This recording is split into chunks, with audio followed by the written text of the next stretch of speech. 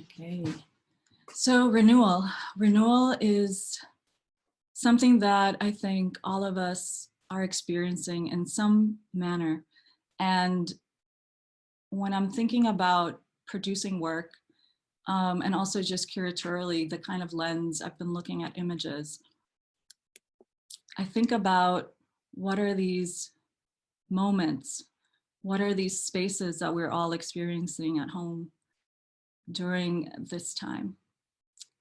So I was completely inspired by Jennifer's and Juan's process during this time. They've been sharing work that they've been producing almost daily, weekly, with their loved ones. This particular pairing inspired me. You're seeing the looking in and looking out, this idea of youth, this idea of growing older. I also was really interested in their self-portraiture and how that's part of their work and how it's integrated. If you're looking at all the formalities that are happening and the different conversations, not only in the way they use line and shadow, but also how they're reflecting part of themselves. So this time of renewal, where we're all looking at new ways to know ourselves, to experience ourselves, I'm really inspired by their work, and I hope that you will be too.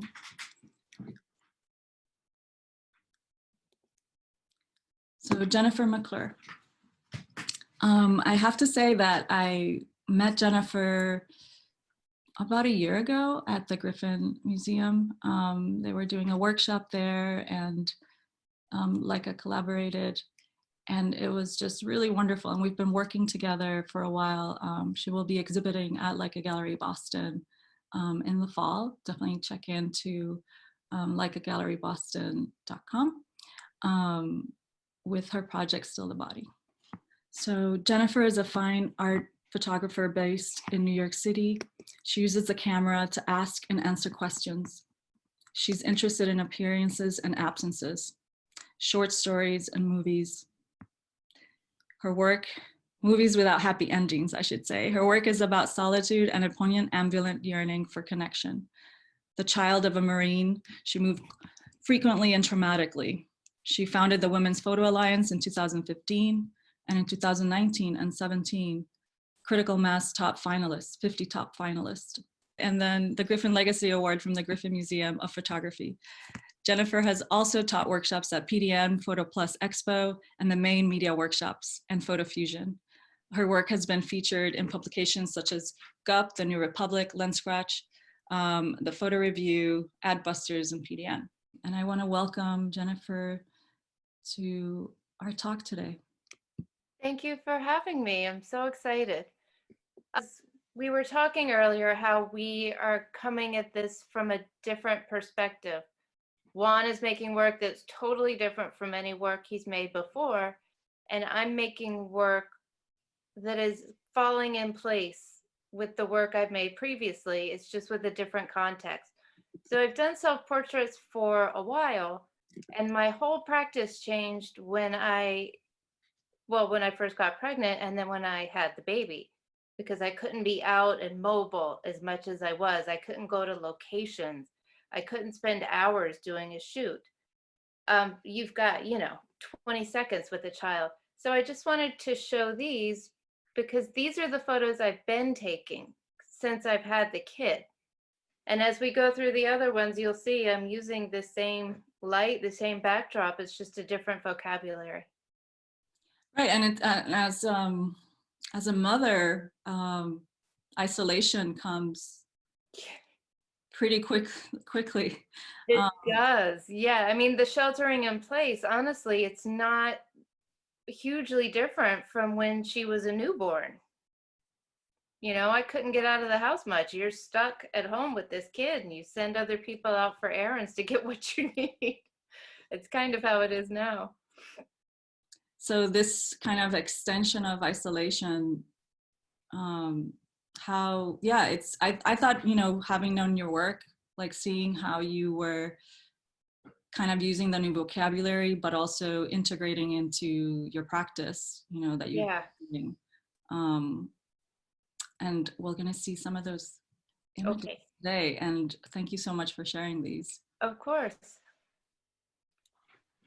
So I started taking these as a way to distract myself. You know, and I thought it was going to be a bunch of cute baby photos. But as I kept going, I realized, you know, they were going to be more than that. And they were going to be more than that because I was going through more than that. So whatever you're going through comes across in your photos one way or another, whether you intend it to or not. So I started photographing the kid mostly. That's how it began, you know, because I would wake up every day just depressed. You know, you take one look at the news and you're just disbelieving of everything you see around you. And it takes a while for me to recenter and go, okay, what can I do today? What can I do for me? What can I do for my kid?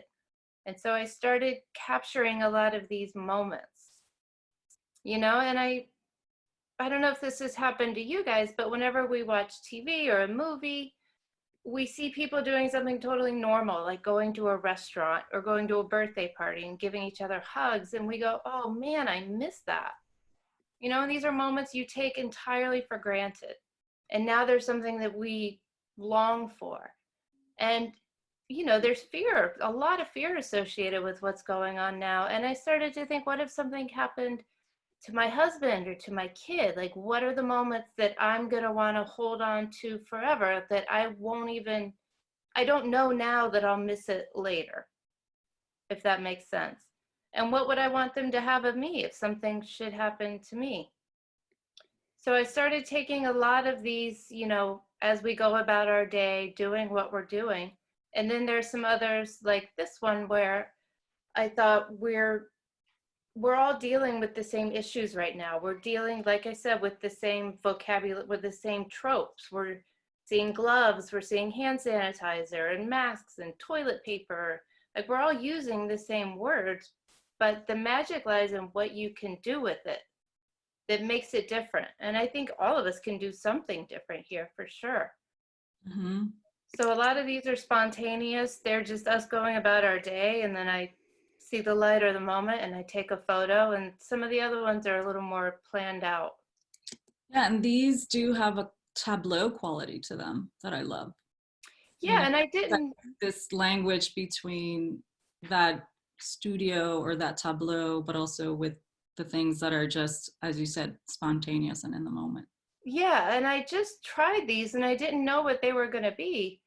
And then my friend, you know, Debbie Cornwall, she started emailing and texting me all of these like Renaissance paintings of Madonna and Child, or, you know, the old masters, and all these crazy depictions of mothers and babies. And so I started to think about that more, Mm-hmm. you know, and how strange all this must be for a baby with these items that we're, you know, obsessing over. What does she think of all this? What do they mean to her? Mm-hmm.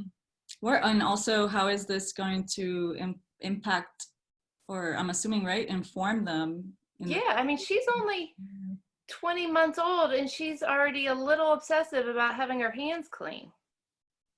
You know, after every meal, she wants to what, you know, and that came from all of this.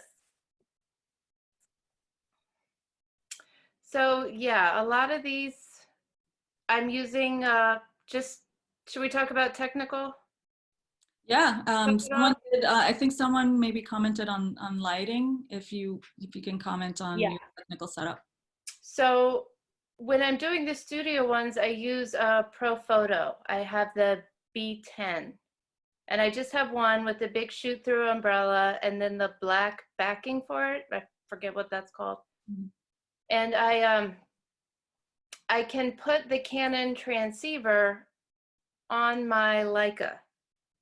I'm using the CL, and that will work. You have to do everything manual and it takes a long time, but it will work. And for some of these studio ones, I have to use a tripod. Like for these, for instance, and I've got to shoot fast. And I'm embarrassed to say that I screwed in my quick release on my tripod too tight for my Canon. So I can only use the Canon with my tripod now. So I have to use that for these, but everything else is Leica.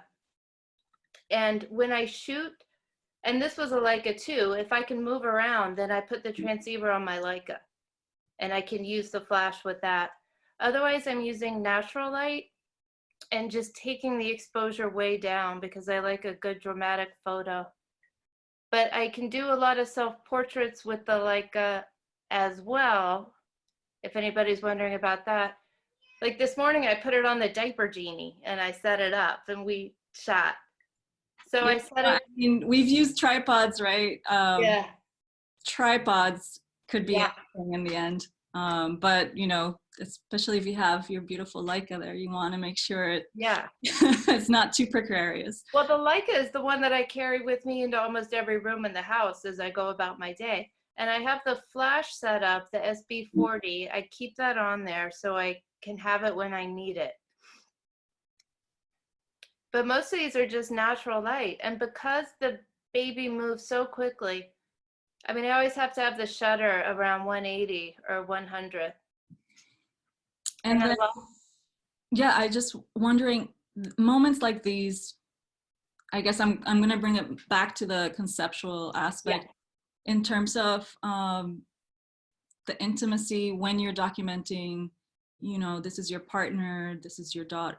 What is it that you're processing in terms of, you know, experiencing that and thinking about the context that we're in when you have these moments of that are really intimate? I mean, they're all intimate and personal. yeah. I feel like when you're, I think also the idea of your partner and your daughter being there with you in that intimacy, you know, there's a different relationship maybe in that when you're photographing or documenting that when it's maybe just you and your daughter.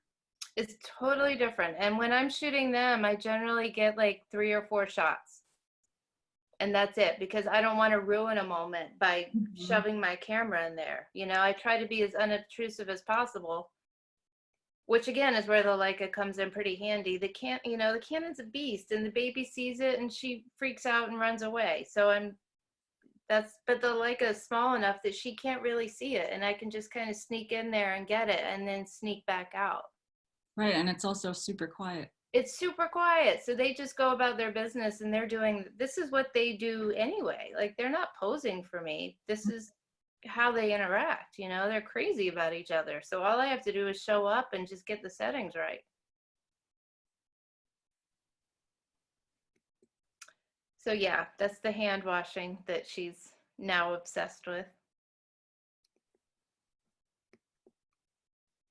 And so again, it's just showing these things that are different than what we normally do, and trying to slow everything down and just trying to really stay present and just look at a situation, because I don't have anywhere to be. I don't have anything else to do. It's just looking at a situation, sitting with it, and saying, what is it about this that I want to hold and take with me? Okay, someone asked, what Leica do you use? Right now I'm using the CL. Right on. Yeah, and just to, sorry, I feel like it's important to tell like technically how you do things so people can do it at home. So with the self-portraits, I set it in your drive mode. You can go to the interval timer. Interval shooting, I forget what it's called. So you go there and you can set up how many shots you want to take and how quickly you want them to happen. So I set it for that, and I get the exposure right, and then I just start it. And I find that when you're shooting that way, if you use the face detection focusing method, you're going to get the best results. No, I think that's really good to know. Yeah. Yeah, just so What people. lens, since we're there, what lens are you using mostly? For this one, I'm using the 16 to 54 or 18 to 50. It translates to the 2470. Okay. Because it's not a full frame. But it's great too, because it has the touch focus release, which at first I thought, I can't use that. Like, it's not a real photography thing. That's totally cheating. But when you have a kid who's running around super fast, that's your best bet. You don't have time to center focus and recompose. you've just got to hit it and hit it and hit it. Right I on. love that the Leicas can do that. Yeah, no, that's pretty awesome. There was 18 to 56. That's That's what it is. Antonio Yeah. for clearing that up. Yeah. I did want to then kind of bring in Juan. When I'm just wondering about the conversation, you know, in terms of your practices. Juan, did you know Jennifer's work before? No, I didn't before, but now I'm delighted to have met her. Yeah, me as well. It's every picture is just so moving, and you brought up Renaissance. That was the first thing I saw. The pictorial quality of the pictures. Most of my questions were already answered. You know, about the, like the technical aspects. How do you manage to actually do that, which I find very difficult.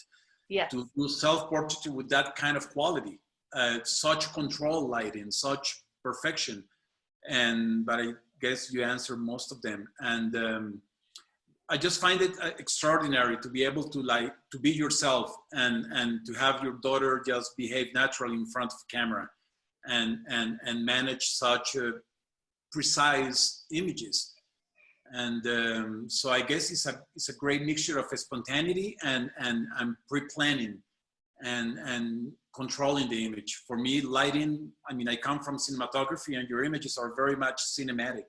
Mm-hmm. And they just have a quality that is very appealing, but that is second point to the emotion that they bring to me. And so, yeah, I'm just delighted to be talking to you right now. Well, thank you. Me too. Your work. I mean, we have such different work, but I mean, I'll ask you the questions when we look at your images. I had a teacher a long time ago, Sig Harvey, and it's such a simple concept, but she said, go where the light is. Like, you don't fight with the light, you go where the light is. And I always said that light points me to the moments and to the emotions and to the stories. I mean, most of my work now, I'm in a complete different environment, but 99% of my work is outside on the streets, and it's usually a beam of light or a puddle of light or the contrast between light and shadow that attracts my attention, and then I look into it, and then I find that there might be a story happening there, a moment of basically human connection and my connection with those people that I don't know out in the world, but it's usually pointed out by the light. Yeah. So I find light basically my motivation to stay, you know, active outside, looking for stories. And then once the light points a story to you, then you just have to dig into it and see if you want to spend the time with it or not. And light was something that you both master really in your images, and definitely was one of the things that attracted me when I was looking at them. And I think with the curatorial lens and like the image overload, you know, I've been kind of just curating at this idea of staying home and producing work at home.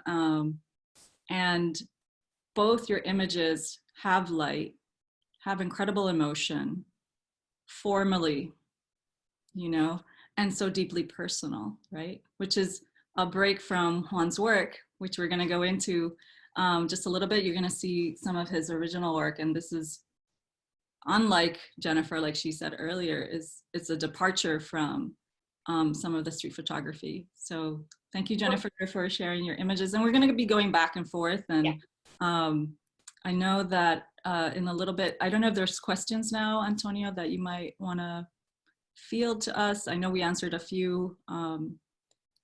But yeah, I mean, there are some, I think, Jennifer, your work is generating some fantastic questions. I think a lot of people really connect with that. Obviously, it's family. So some of the questions are very technical, and maybe we could just touch on one really quick or two really quick before we move on to one. Some have asked, you seem to have a propensity for vertical images. Is there any significance to why you usually choose a vertical framing to horizontal? And then also some people asked about just maybe the influence of your lighting. One person commented how it reminds them of the Dutch masters paintings. So any input on your lighting and maybe then also your editing. Simple, they don't have to go into super detail, but just for, Yeah, for no, a it's couple fine. questions that are technical. It's funny because I almost always shoot horizontal. So this is very strange that I'm actually shooting vertical. And the reason I have been shooting vertical for some of the setup photos is simply because I get a little crazy about stuff that's cluttering up the outside of the frame. And I'm using backdrops for those. That's why those are vertical. Just because I don't have huge space in my apartment. It's a little tiny backdrop. So that's the only way I can control everything that's in the image. But that being said, now that I've started doing them, I'm kind of falling in love with them a little bit. And it might be a nice way to mix it. And in terms of the other one, I've always been influenced by cinema. You know, cinema, that sounds old-fashioned, movies. But Wong Kar-wai, a lot of David Lynch, TV lighting too. I always look at the lighting and try and figure out how they're doing it, what they're doing it, like Mad Men, crazy good lighting. So I just study lighting whenever I see it. And sometimes I'll make notes and I'll write things down. But the Dutch Masters thing, that really happened when my friend pointed it out to me. And then I really started looking more, you know, and that, again, those are similar to the images I showed at the end of the introduction. They're not that far different, lighting wise and regular wise. The only reason I introduced a flash is because my baby started moving faster than I could photograph her. And I was tired of blurry photos. I do think also the vertical, even if it came out of, you know, your restrictions, it does kind of, again, echo painting and the lighting, you know, so I think, and that, you know, kind of classic portraiture. Yeah. Yes, but thank you, really appreciate it. To Juan Cristóbal Cobo, bienvenidos a todos los que son hispanoparlantes también. Welcome to all the Spanish-speaking audience as well. Juan Cristóbal Cobo was born in Colombia and moved to New York as a teenager. His earliest passions were centered around filmmaking, but after many years as a cinematographer and commercial director, he found himself strongly drawn to the art of photography. As an autodidact, he brings his years of knowledge to still image, combining his understanding of light and also compassion with a passion for story.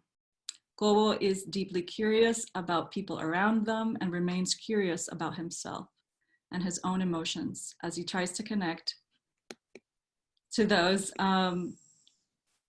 in his pictures. Cobo's work has been featured in National Geographic, Washington Post, and New York Times, Bloomberg Businessweek, Science Magazine, and Art Magazine, and Liol de Photography, among many more.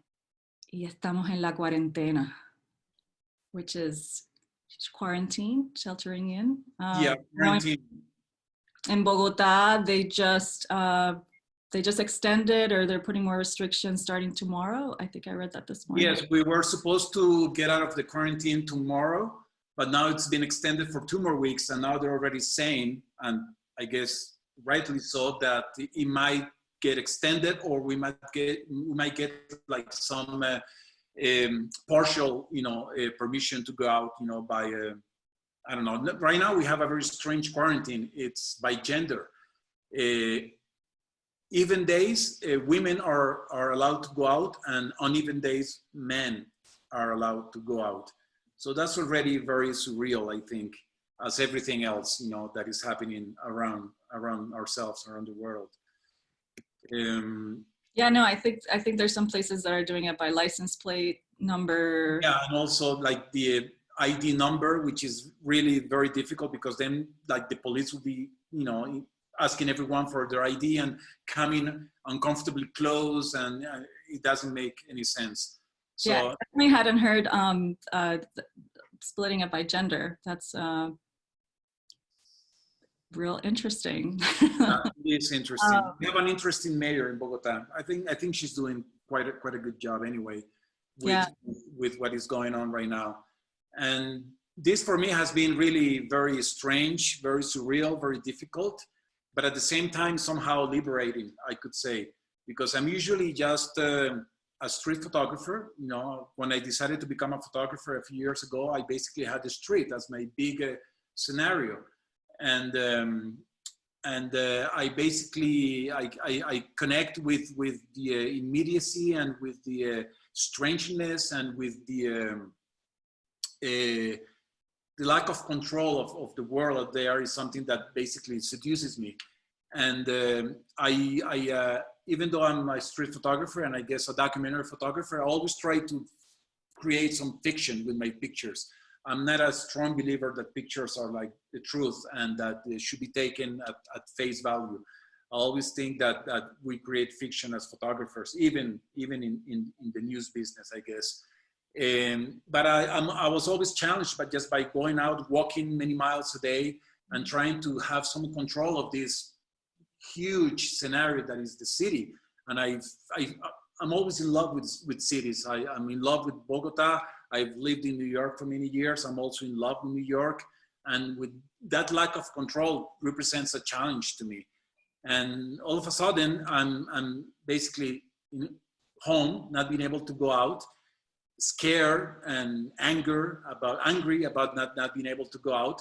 I was in the middle of an assignment actually when I was passing through Cali, where I was born, where my dad lives, and right there during that assignment, we were informed that the virus was actually going to hit Colombia, and I sort of I saw that it was gonna be difficult, and my dad was living alone, and I decided to invite him to Bogota, to my apartment, to my home, and basically to shelter with me. That was a big decision. I haven't been together with my father basically since I was like a teenager, maybe when I left home. We've had a normal relationship. I wouldn't say that close, but a normal relationship for all these years. But this is the most days that I have spent with him. So it was a challenge. It was a challenge. At first, I wasn't thinking about doing any photography. I thought photography was over for the time we were going to be in quarantine. And, but somehow that changed. I had just gotten a Leica, an M monochrome. And basically I had gotten the camera because I wanted to add to my street photography, which is basically black and white, but I wanted to start with a camera that doesn't give the possibility to do color. I wanted to welcome that limitation of just seeing the world in monochrome, which is the way I see it most of the time, but not having the possibility to go back to color. So it's a very drastic decision, and I embraced that. So I had a camera that I was basically thinking about for the outside, for the street, and then we were caught inside, and we were ordered to basically shelter. We had no choice but to stay. People over 70 years are ordered to stay home now in Colombia until May 30th.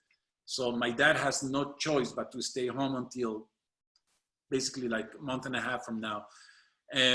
I thought I wasn't gonna do any photography, but then I started to flirt with the idea of like taking this camera, the monochrome, and playing it around the house.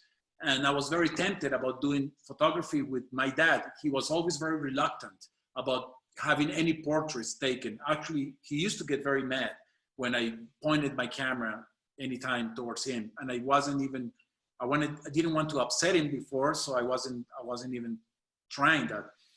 When I see images like this, it makes me think, when I hear your story, were you kind of leading up to like the other, where it's him holding the camera? Do you feel like your process was kind of starting with images like this, kind of around the corner, more documentary style? Or like, has it been a back and forth? And when did you start introducing yourself into the imagery? From the beginning. The thing is, I think the practice of street photography is still quite the same inside here, which is very curious. The first thing I did was to pull out a mirror because I wanted to shoot my dad into the mirror so that he didn't realize that I was shooting at him. I didn't want at first to just like bring the camera and ask him for a portrait or just point the camera straight at him. That was pure intuition. I brought out the mirror so that I could shoot my dad.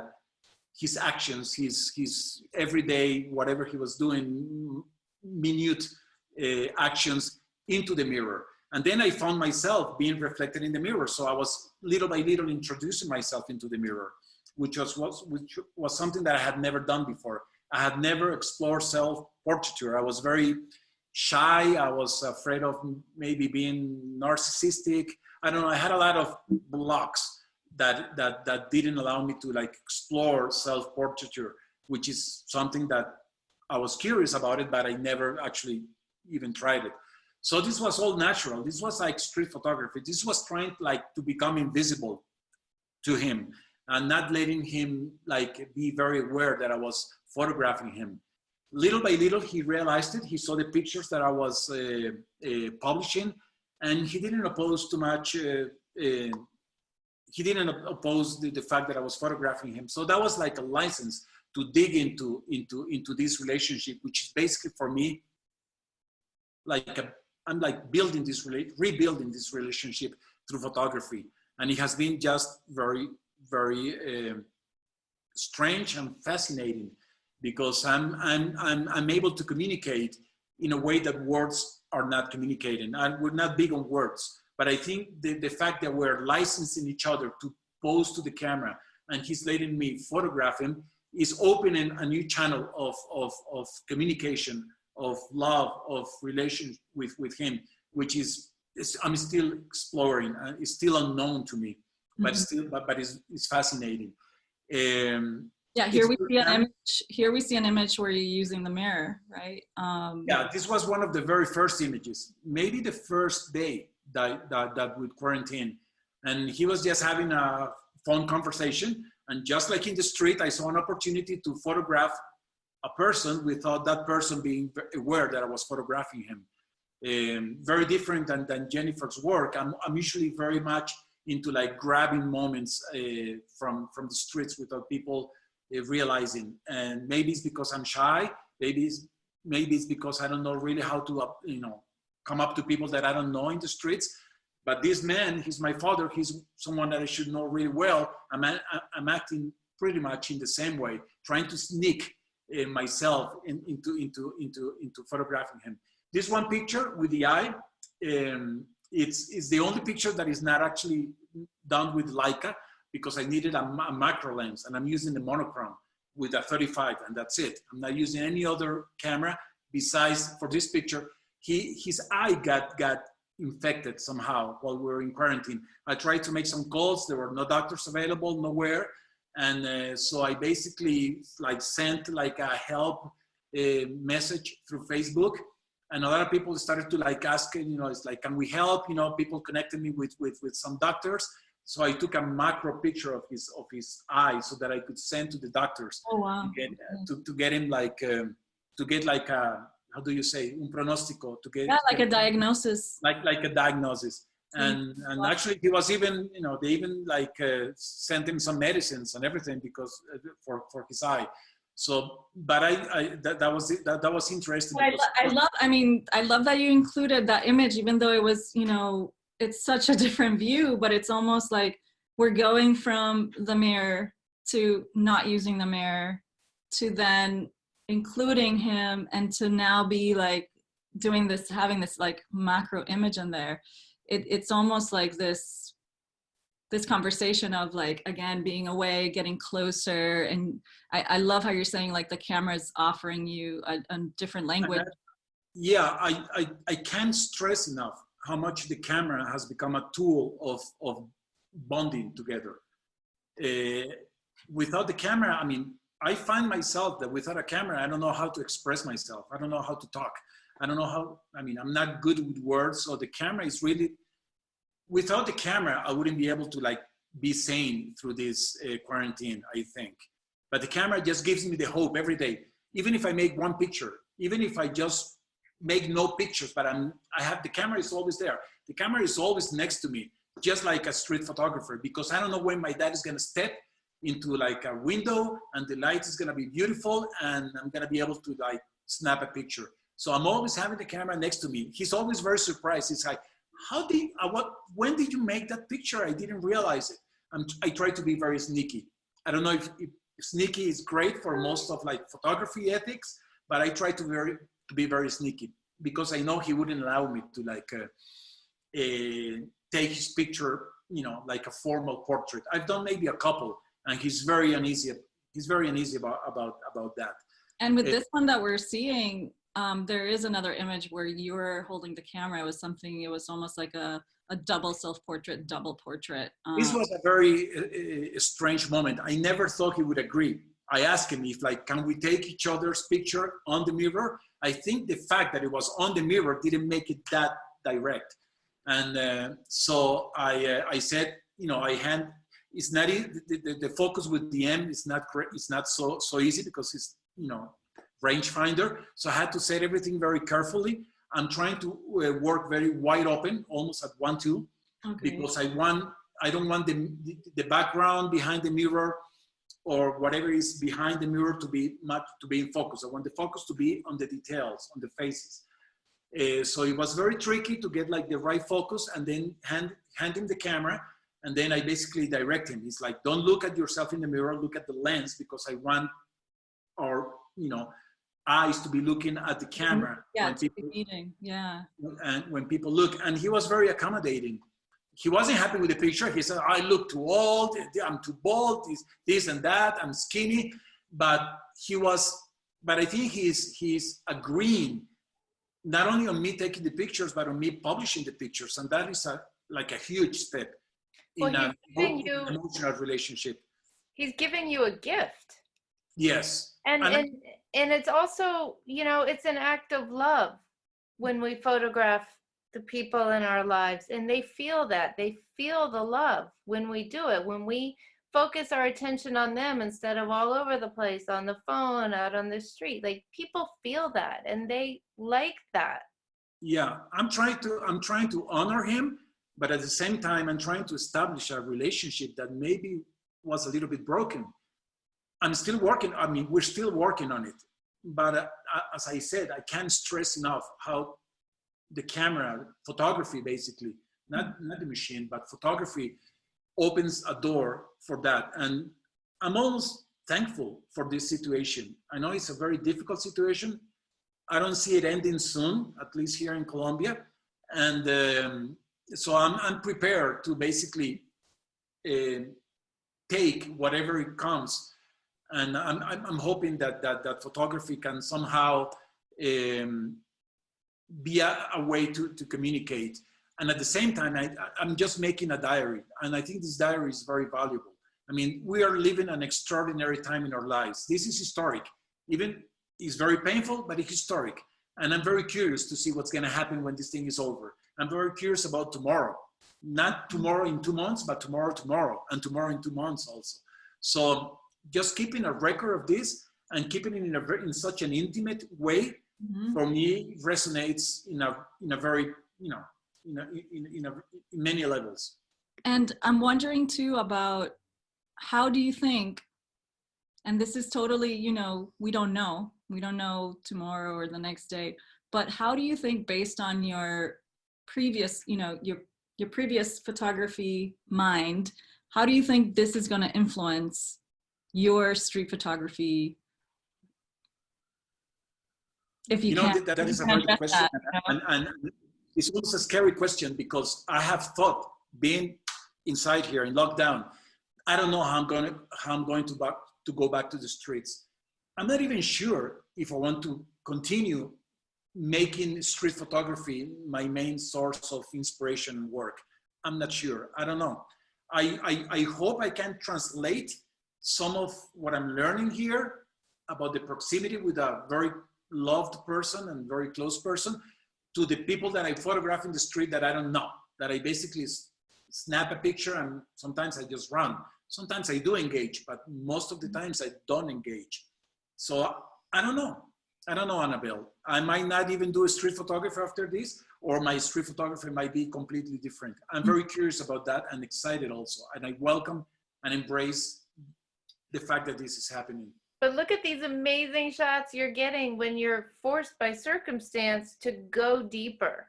You know, with street photography, you can wait and shoot, and then you're out. But here, you're like you're really challenging yourself in the same environment to come up with original photos.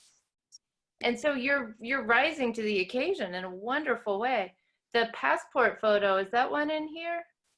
No. Oh yeah, That was like a notebook, Pelon. Sorry. Yeah, you had a series of photos of the notebook, and like, I don't think that's something you ever would have shot before, but it's wonderful in this grouping. Yes, this one with some other ones. he was complaining that one morning he woke up and he was complaining that his notebook was like a mess and that he didn't understand what he was writing, and he didn't even, and he was actually reflecting on the amount of people that have passed away from that notebook. People, you know, that you know, phone numbers, birthdays, notes about close friends and relatives that are no longer with us. So that attracted, and I said, can I take a look at the notebook? And he said, yes, but don't take any photographs. I don't want my notebook to be like published, you know? So I said, no, let me take a look at it. And then I basically ran through some pages. Some of them were very private, so I didn't, you know, I photographed them, but didn't publish them. But then I was just moved by his picture, like he had like a cutout of his passport picture for some reason. And then our birthdays there, all our, you know, his sons and grandsons and granddaughters are listed there. And that was just like moving, and just seeing his handwriting and his reflection on the passing of people, of life and death. I mean, that notebook is like life and death, you know? And so it was. Yeah, I personally identified with this so much because, you know, my dad had, you know, like my family members, they totally have notebooks like this, you know, where they keep kind of like it's like old school, like address book, but more, right? Now it's like, it has their passwords to anything digital, or like, yeah, who's. Yeah. And this is something that I normally wouldn't photograph, you know? So this is something I normally wouldn't ask my dad, like, can I take a look at your notebook? But we are in such a, you know, enclosed moment and environment that I guess it is a portrait of him, basically, the notebook. Still a portrait of my dad. Absolutely, absolutely. I wanted to see if I can get you both talking a little bit about yourselves as subject and your family as subject, right? And how are you seeing those conversations? And I do want to add that when I thought of, you know, both of your works, I was also really interested in the intergenerational intersections that are happening. You know, Jennifer, you're with a young human, you know, and Juan, you're with your elder human, you know, that you love. And I think also Jennifer saying the lens of love, right? But how are you processing that love, the intergenerational, and how do you see that in both of your works? So.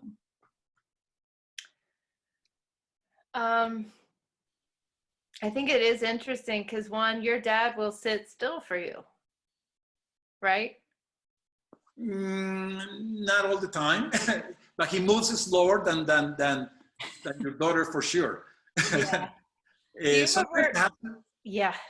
Yeah, she moves so fast. It's like me chasing her around the apartment. And like part of my motivation for shooting her is because, like, even now I look at pictures of her when she was 6 months old, and I recognize that baby, but I can't really remember that baby. You know, they change so quickly. And I'm always trying to hold on to every moment. And I know you can't spend all your time trying to hold on to moments, otherwise you miss the moment. So it's a mix of trying to capture these moments that just break my heart a little bit or just make it explode, and also trying to be present with her. Yeah, I wanted to ask you a question. How much is she aware? I mean, do you show her the pictures that she posed for the pictures? That is she aware of, like, you know, everything that is? Yeah, now she is, but she's very much obsessed with the process of how you build things and do things. So she loves the camera because it has so many buttons, and she likes it when she can run behind and see the photo. Like, one of her favorite things to do is watch videos of herself on the phone, which, you know, I don't know if we're, Okay. I don't know what that's going to do to her brain in the long run, but I hope it's okay. But she'll look at the pictures and she'll go, Esme, Esme, Esme, Esme. Like she knows it's her, but she won't pose at all for any photos. She's just doing her own thing. Even though you have lights and everything and a backdrop, she No, doesn't. that's actually, when I set up the backdrop and the light, it's a struggle because she knows what's going on.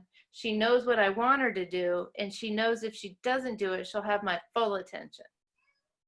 You know, like she knows when I'm trying to egg her into it. And it's only been in the past 2 shoots that we did with the Tylenol and with the hand sanitizer, because she really liked them, that I would say, Esme, do you want to go again? And she would say, yeah, yeah. And then she would run to the part of the frame where she knows she needs to be.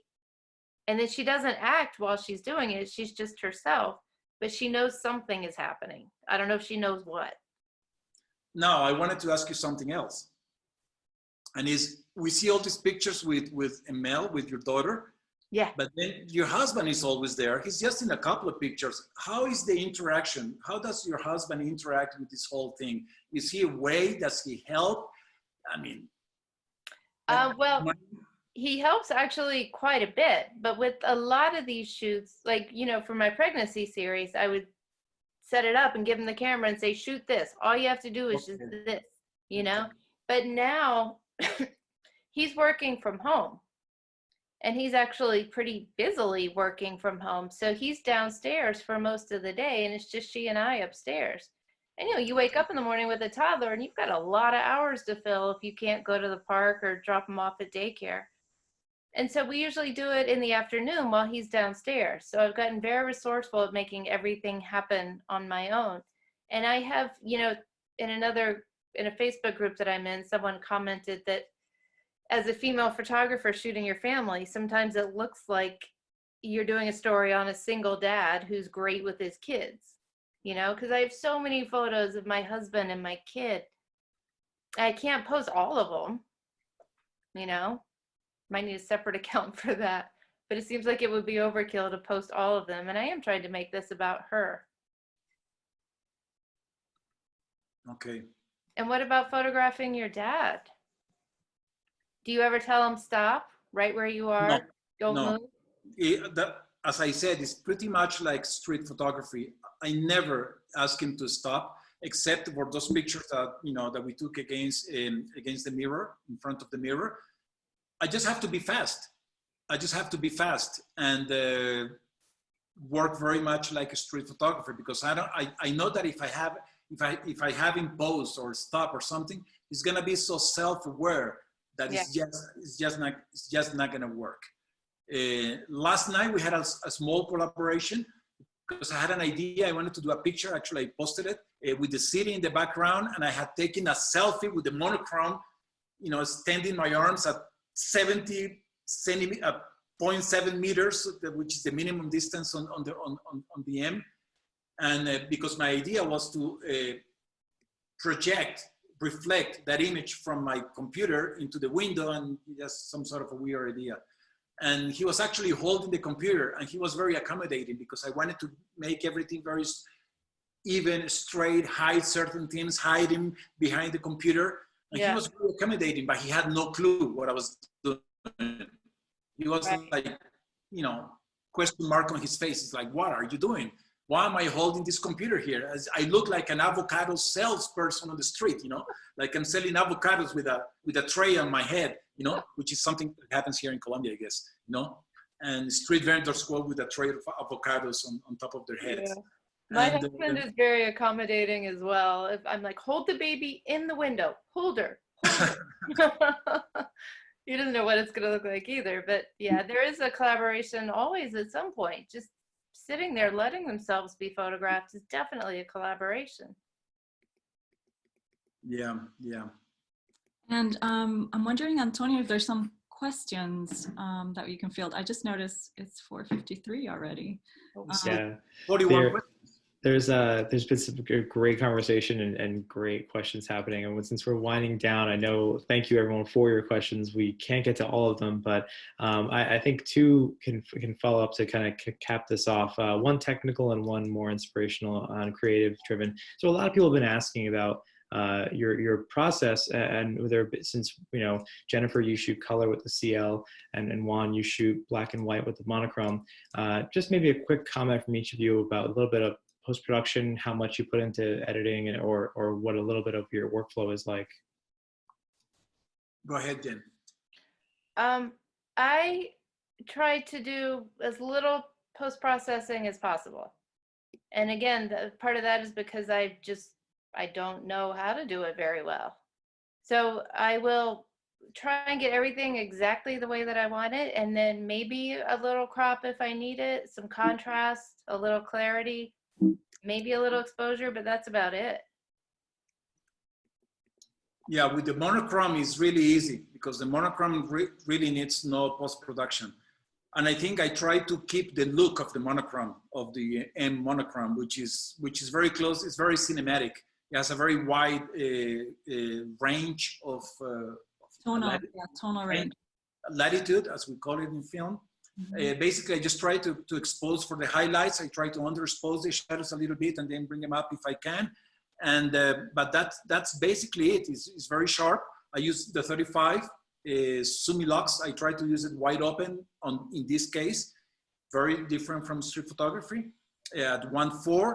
And I do very little post-production. I'm not taking too many pictures. I'm really only taking like maybe 10 shots a day.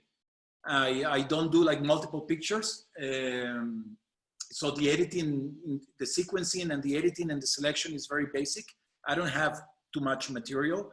I don't have too many photos. And I really do almost zero post-production. And that's mostly with this camera. If I had a color camera, I have a Q also. I do tend to fiddle a little bit more with the post-production, but with the monochrome, I like to preserve the look of the monochrome, so I don't touch it too much. I mean, this image right here, you can see the tonal range is really incredible, and the highlights and the shadows. I think that's something, when I first saw even the printed images of the monochrome, I was like, this is as close as I've seen to film, you know? Got one more quick good question, actually. So there have been numerous questions, so I'm kind of putting some together from our viewers. And again, thank you everyone for the questions.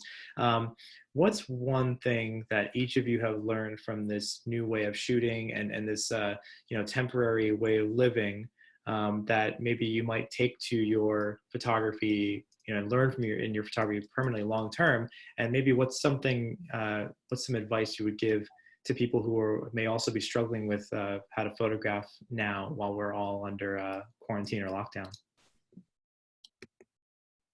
Juan? Well, I always used to say that you didn't have to fly to faraway places to get your stuff, but I was always trying to fly to faraway places to do photography, to get inspired. And I was always very reluctant or maybe lazy to just go out and photograph, my front door. And since I had no choice, this has proven to me that you can photograph your toenails if you want and get something out of it. And so that's my main, the lesson that I've learned for myself is that you can photograph from the very intimate things. I've gotten myself inside the shower with a mirror and just try to figure out a picture, and connect with that moment. And when I was there, I found out that I was trying to find solitude within the solitude of this lockdown, that I wanted to maybe get away from my dad for just a little bit and be inside the shower. And I was just trying to photograph that moment from my heart, from my emotions. And that's basically it. If you photograph what you think you need to photograph, that you need to be in touch with something that you want to preserve for yourself, that maybe you want to explain to yourself, then you don't have to go anywhere. And the lockdown or quarantines are a great opportunity to dig into the unknown, the unexplored. Jennifer? I'm just learning to be more present and to photograph more and to let go of whatever the results are. Like, I didn't go into this thinking I was going to have a project. I just went in this to try and relieve my own anxiety and give myself something to do so I wouldn't panic and go crazy. And by doing that, like, I've been shooting in a different way. It's a lot less controlled, it's more spontaneous, so much more in the moment. And I'm not afraid of making, I don't want to say mistakes, but of trying new things that I wouldn't normally do, that I would have thought were, like, I don't know if I would have taken this shot earlier. I would have thought the light was all wrong and it composition was all wrong. But I am trying other things, you know, and I'm also learning that I can put more of myself into these photos. I can put more of my husband. Like, there's a lot going on here. It doesn't all have to be about the baby. We have lives too. Yeah, but that's something interesting that you say, being in the moment. This is being in the moment 24/7. Yeah. At least I feel that way. But I love these intersections that, right? This is the type of intersection that I always thought was super interesting. You know, Jennifer, you're saying less control, more in the moment. Juan, you're all of a sudden, you know, applying your documentary, but also kind of setting things up and having more control, right? And it's so kind of beautiful how you're both using both languages of being in the moment and setting up, and how each of you are kind of honing in and being more welcoming of that. So I think, you know, I think someone mentioned too about light, right? Something that you would see outside when you're photographing and when you're seeing inside. Oh, follow the light. Yeah, and following the light. So it's like Yeah. studying your environment, you know, and every time of day, like which hours is that something that you are super conscious, like, oh, it's 2 o'clock, I know the side of the apartment will look really good, or, you know, like, I think it's something like you're creating this visual research of your own small space. But also, like, I've used the light in the living room 100 times. Where else is there light in this apartment? Mm-hmm. Which is leading us to other places and other games and other things in the apartment. It's keeping us entertained. Yeah, I'm always observing and watching the movement of light, and I do it with my dad also, because just without taking pictures, we love to see how the light moves across walls and patterns and shadows and whatever. It's already past 5. It's only 4 o'clock. It's only 4 o'clock here in Bogota.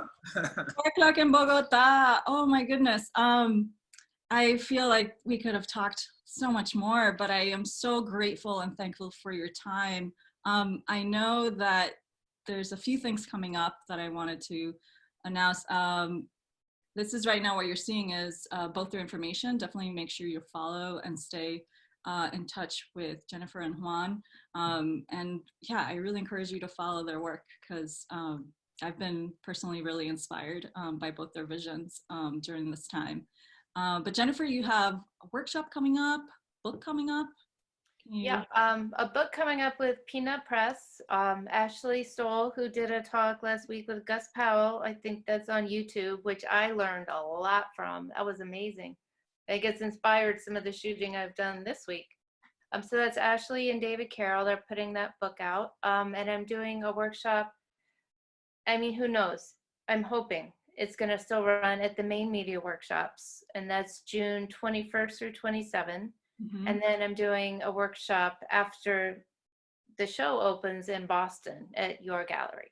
Yes, called Divining the Personal. Divining the Personal. It's about how to use your personal life as the basis for a project. Yes, and maybe more workshops perhaps coming. And Juan, you have beautiful work that all the work is available on your website for prints. Jennifer also has prints available. So just we all have prints, yeah. just, you know, a great way to support artists during this time is definitely take a look at their work, and you can start planning where that work would look really good in your house. Really just thankful for all the artists that have been working with us during this time and giving your time. Jennifer and Juan, I really, really appreciate everything. And I really look forward to keep talking to you guys and maybe showing your work. And to me, this is like a curatorial heaven, you know, when you get to kind of bring two artists together that didn't necessarily know each other, and then, you know, bringing the work. But thanks again so much. And I hope you all have a wonderful Sunday and stay safe, stay healthy, and just sending you a lot of love and support out there. And thanks, Antonio. Thanks, Tom. Thanks, everyone at the Academy and Leica Camera USA. Thank you. Ciao. Thank you. Oh, vamos a darle ahí. Gracias. Ciao, ciao. Buenas noches. Gracias a todos. Thanks to everyone. Sí, hasta luego. Thank you.